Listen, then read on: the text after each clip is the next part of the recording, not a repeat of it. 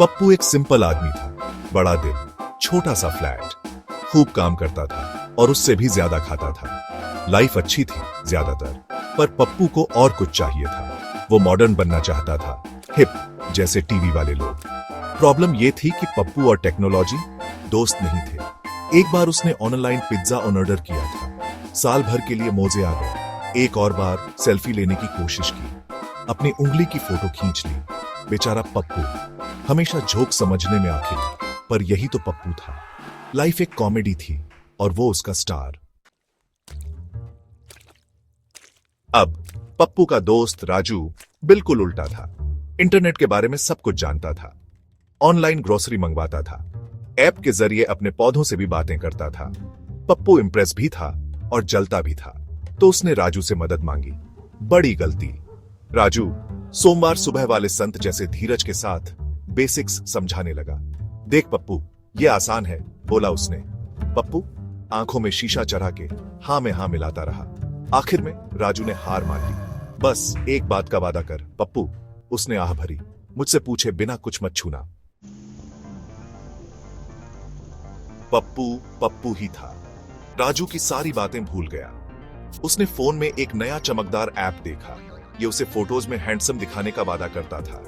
अब पप्पू इतना वेन नहीं था, पर कौन बॉलीवुड हीरो जैसा नहीं दिखना चाहेगा। उसकी एक उंगली के टैप से महाभारत शुरू हो गया। ऐप ने उसे हैंडसम बनाने की बजाय कार्टून बना दिया। उसकी आंखें बड़ी हो गईं, नाक छोटी हो गई और कान गायब हो गए। राजू ने उसे देखा तो हंसने लगा। पप्पू, अब क्या कर दिया? वो हाँफते हुए बोला, हंसी के आंसू पोंछते हुए। पप्पू अपनी टेक्नोलॉजी वाली गड़बड़ियों के बावजूद दिल का रोमांटिक था। उसे प्यार की तलाश थी, किसी ऐसे की जिसके साथ समोसे और हंसी शेयर कर सके। राजू हमेशा मॉडर्न दोस्त की तरह ऑनलाइन डेटिंग का सुझाव दिया। ये आसान है पप्पू, बोला उसने। बस एक प्रोफाइल बना और तुझे तेरी सोलमेट मिल जाएगी। पप्पू चीजी पिकअप लाइंस की डिक्शनरी और उधार के फोन, उसका फोन अभी ब्यूटी ऐप वाले हादसे से उबर रहा था, के साथ प्रोफाइल बना ली। उसने खुद को लंबा, गोरा और हैंडसम बताया। वो इनमें से कुछ भी नहीं था। और हॉबीज में खाना और सोना लिखा। सही तो था, पर बहुत अट्रैक्टिव नहीं। भाग 5। पप्पू के किचन के कारनामे, महाविनाश की रेसिपी। पप्पू को खाना बहुत पसंद था। यही उसका असली जुनून था। वो कुकिंग के मास्टरपीस बनाने के सपने देखता था, दुनिया को अपने हुनर से चौंका देने के। पर उसके कुकिंग टैलेंट, मान लो, थोड़े यूनिक थे। एक दिन उसने ऑनलाइन एक नई रेसिपी ट्राई करने का सोचा। सिंपल चॉकलेट केक की रेसिपी थी। उसने इंस्ट्रक्शंस ध्यान से फॉलो किए, या उसे यही लग रहा था। उसने चीनी की जगह नमक डाल दिया। दोनों दिखते तो एक जैसे हैं, उसने सोचा।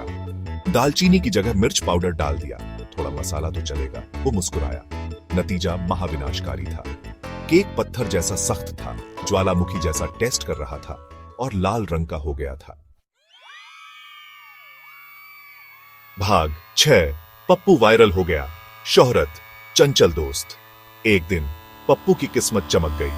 वो लोकल मेले में पानी पूरी खा रहा था जब एक मदारी के बंदर ने पार्टी ज्वाइन करने का सोचा।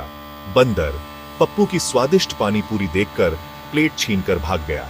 पप्पू हैरान और गुस्से में बंदर के पीछे भागने लगा। उसे क्या पता था कि कोई ये सब रिकॉर्ड कर रहा है। वीडियो पप्पू द पानी पूरी अवेंजर के टाइटल से वायरल हो गया। रातों रात पप्पू इंटरनेट सेंसेशन बन गया। लोगों को उसकी हरकतें और हंसी पसंद आ गई। उसे टॉक शोज में बुलाया गया, एड्स ऑफर हुए और शादी के प्रपोजल भी आए, ज्यादातर उन लोगों से जिन्होंने वीडियो नहीं देखा था। भाग 7। पप्पू के घर की बातें, हंसी, प्यार और अफरा तफरी। पप्पू का परिवार खुद भी रंग बिरंगा, उसकी शोहरत से हैरान और खुश भी था। उसकी मां प्यारी पर ज्यादा संस्कारी, नजर लगने की चिंता करती थी। उसके पिता रिटायर्ड पोस्टमैन, ह्यूमर वाले, ये सब मजेदार लगता था। फिर उसका छोटा भाई पिंकू, जो पप्पू की शोहरत का फायदा उठाने में लगा था। वो पप्पू द पानीपुरी अवेंजर का सामान बेचने लगा, टी शर्ट्स, मग, फोन कवर भी, जिसे विडंबना देखो पप्पू यूज करना नहीं जानता था। भाग 8। पप्पू के दार्शनिक विचार, गहरे विचार, उथला अंत। अपनी शोहरत और दौलत के बावजूद पप्पू वैसा ही सिंपल, नेक दिल इंसान रहा। वो अक्सर जिंदगी के मतलब, ब्रह्मांड और बीच की हर चीज के बारे में सोचता था।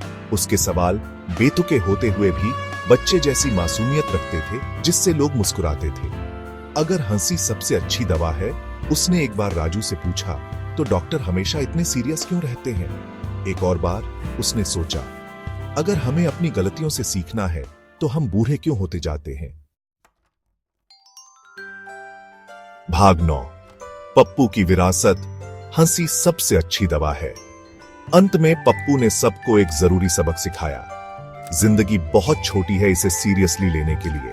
उसने हंसी की ताकत, दयालुता की जरूरत और छोटी चीजों में खुशी ढूंढने की खूबसूरती दिखाई। वो शायद सबसे तेज नहीं था, पर वो याद दिलाता था कि कभी-कभी थोड़ी सी मूर्खता ही जिंदगी को रोशन करने के लिए काफी होती है। तो अगली बार जब आप उदास हो, पप्पू को याद करें। उसकी संक्रामक हंसी, उसके नेक दिल और साधारण हालातों में भी ह्यूमर ढूंढने की उसकी काबिलियत को याद करें। और कौन जाने, शायद आप भी उसके साथ हंसने लगे। आखिरकार, जैसा पप्पू हमेशा कहता था, जिंदगी पानी पूरी की प्लेट जैसी है, मीठी, तीखी और सरप्राइज से भरी।